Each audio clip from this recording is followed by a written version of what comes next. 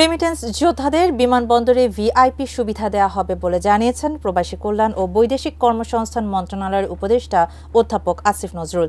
এছাড়া তিনি জানান, বৈষম্য বিরোধী ছাত্র আন্দোলনের সমর্থন দিতে গিয়ে যেসব প্রবাসী কারাবরণ করে পরে দেশে ফিরেছেন তাদের কর্মসংস্থানের ব্যবস্থা করা হচ্ছে। বিকেলে প্রবাসীদের জন্য এমন বেশ কিছু সুখবর জানাতে ব্রিফ করেন তিনি।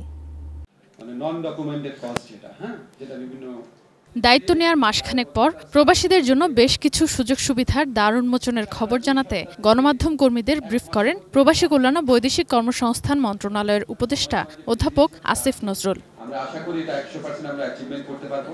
বিকেলে প্রবাসী কল্যাণ ভবনে তিনি জানান, সর্বোচ্চ 1 মাসের মধ্যে মধ্যপ্রাচ্যের রেমিটেন্স যোদ্ধাদের বিমানবন্দরে ভিআইপি সুবিধা দেবে মন্ত্রণালয়। পরে ইউরোপ প্রবাসীদের জন্য এ সুবিধা চালু করা হবে। প্রত্যেকটা স্তরে পাশে দাঁড়িয়ে হেল্প করবে প্রবাসী কল্যাণ ডেস্কের কর্মী। দরকার হলে আমরা আউটসোর্সিং এর মাধ্যমে নতুন ছেলেদেরকে ট্রেনিং দিয়ে নিয়োগ করব। সেটা আমরা 2 সপ্তাহ থেকে 1 মাসের মধ্যে বাস্তবায়ন করব। এবং একজন প্রবাসী যেন কোনো অবস্থাতেই এয়ারপোর্টে হয়রানির শিকার না হন, অসহায় অপমানিত বোধ না করেন, এই ব্যাপারে আমাদের জিরো টলারেন্স থাকবে। এটা আমরা অবশ্যই নিশ্চিত করে ছাড়ব। বৈষম্য বিরোধী ছাত্র আন্দোলনে সমর্থন দিতে গিয়ে যেসব প্রবাসী কারাবরণ করে পরবর্তীতে দেশে ফিরেছেন এমন 87 জনকে পুনর্বাসনের সিদ্ধান্ত নেওয়া হয়েছে।